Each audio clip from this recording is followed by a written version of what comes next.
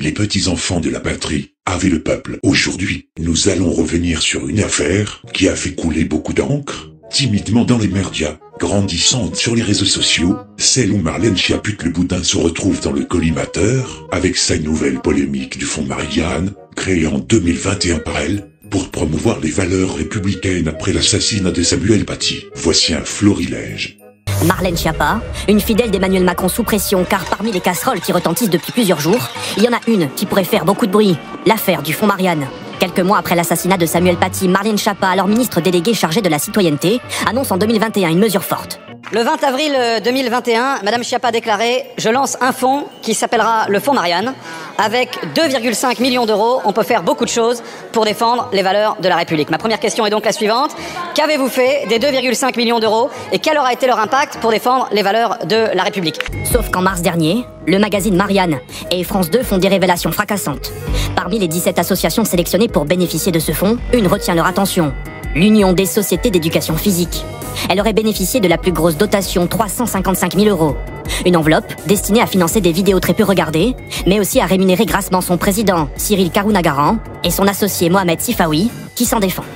La question est en effet légitime car depuis plusieurs médias ont révélé au terme de 9 mois d'enquête que ce sont vos proches qui auraient touché des dizaines de milliers d'euros. C'est moralement et juridiquement condamnable, singulièrement au moment où tant de nos associations souffrent de sous-financement et où certaines d'entre elles sont criminalisées dans le cadre de votre loi séparatisme. Je n'ai pas touché 120 000 €, j'ai touché précisément, et l'administration fiscale peut le préciser. Demain, il y aura des enquêtes administratives et judiciaires qui pourront le vérifier. Vous avez payé des impôts dessus. 43 000 € très précisément, net d'impôts, passez-moi les virgules et quelques centimes. Ces associations fictives étaient en réalité des officines destinées à salir vos opposants politiques, à influencer les résultats des élections présidentielles et législatives.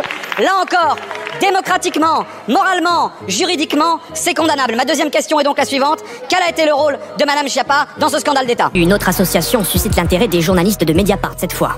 Créée tout juste avant l'appel de fonds, Reconstruire le commun aurait perçu 330 000 € d'argent public pour là encore créer des vidéos. Monsieur le ministre de l'Intérieur, si dans 200 ans des historiens venaient à vouloir dater le macronisme, ils pourraient dire né avant la honte.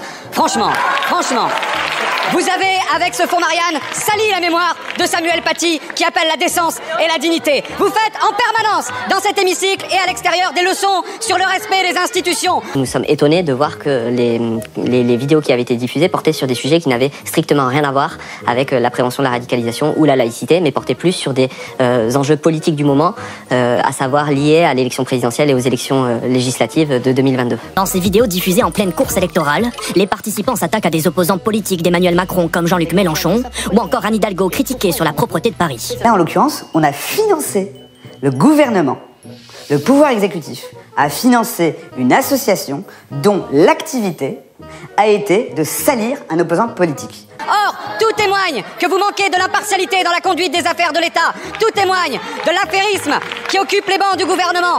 Tout témoigne du fait que vous salissez les institutions, notre démocratie et notre pacte républicain. En l'occurrence, dans la crise démocratique que nous connaissons, c'est criminel.